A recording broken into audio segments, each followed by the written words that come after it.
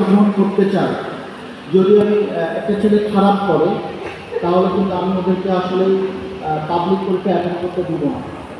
এই জন্যই আপনাদের সাথে আগেই কথা বলা যে আমরা আমাদের যদি এক্সট্রা ক্লাস নিতে হয় ওদেরকে যেভাবে বোঝাতে হয়, আমি ওদেরকেও বলেছি যে তোমরা যদি একটা টিচার কাছে 10 বার কোনো কিছু জিজ্ঞাসা করতে করবা, টিচার কিছু বলতেছে না, কোঅর্ডিনেটরকে বলবা, কোঅর্ডিনেটর যদি না শুনে সরাসরি কারোর কোনো কিছু বলার দরকার নাই, আমার রুমে চলে আসবে যে স্যার ওই টিচার আমাদেরকে সঠিকভাবে ক্লাস নেয় না, বা স্যার আমরা ওখানে সমস্যার মধ্যে আছি, এই সমস্যার কারণে আমাদের পড়ালেখা ঠিক মতো হচ্ছে না, আমি সর্বোচ্চ চেষ্টা করব সমাধান করার জন্য। কিন্তু তোমাদেরকে যেটা করতে হবে যে তোমাদেরকে প্রাক নির্বাচনী পরীক্ষা যেটা আছে, টেস্ট পরীক্ষা যেটা বলি আমরা, সেখানে তোমাদেরকে 100% পাস করতে হবে। করলে তোমার হলো নেক্সট যেটা আমি অ্যাটেন্ড করতে দিব। আমি যদি হাই স্কুলের যে রেজাল্ট হয়ে গেল, টোটাল আমাদের পরীক্ষা দিয়েছিল 182 জন, তার মধ্যে 7 জন ফেল করেছি। তো আমি 7 জন যে ফেল করেছে এই ফেলের মধ্যে থাকতে চাচ্ছি না, মানে 100% পাস করুক আমি এটা চাচ্ছি। আমার 59 জন এ প্লাস পেয়েছে, যে রাঙামাটি বা পার্বত্য জেলার মধ্যে সবচেয়ে ভালো হয়েছে।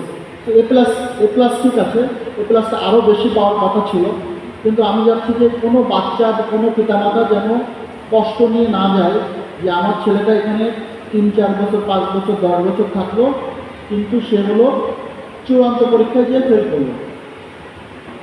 যেটা আপনাদেরও কষ্ট না হয় এবং আমার শিক্ষক মণ্ডলী যারা আছে বা আমি আছি, আমাদের কোনো এই ব্লেমটা না নিতে হয়। এই কারণে আপনাদের এই যে 13-14 মাস আগেই কথা বলা, আমরা সম্মিলিতভাবে চেষ্টা করব ওদের লেখাপড়ায় যাতে ভালো করে সেই ব্যবস্থা নিতে এবং ভালো মানুষ হিসেবে গড়ে ওঠে, এটা খুবই জরুরি।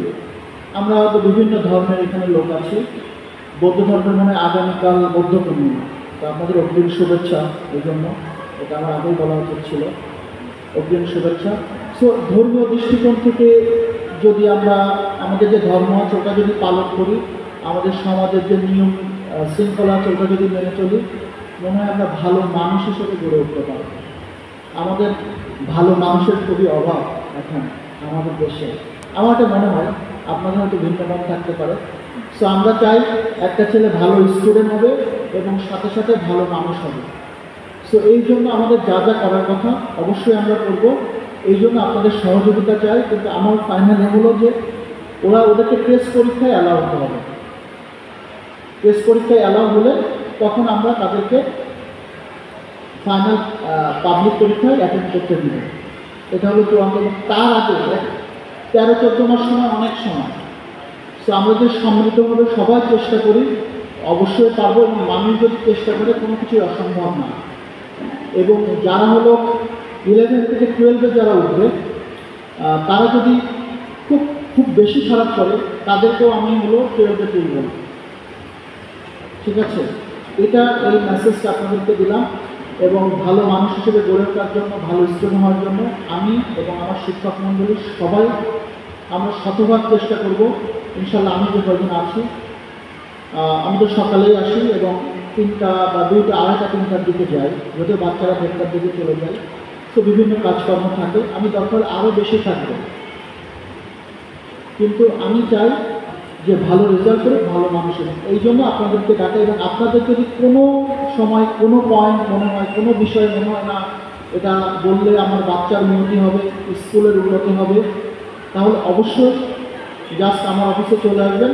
যখন যে পয়েন্ট মনে হয় আমাকে বলবেন। আমাদের যদি সাধ্য থাকে অবশ্যই আমরা সেইগুলো সাধ্য অনুযায়ী আমরা কাজ করব। এখন লাস্ট আপনার যদি আর কোনো কিছু বলার থাকে বলতে পারেন।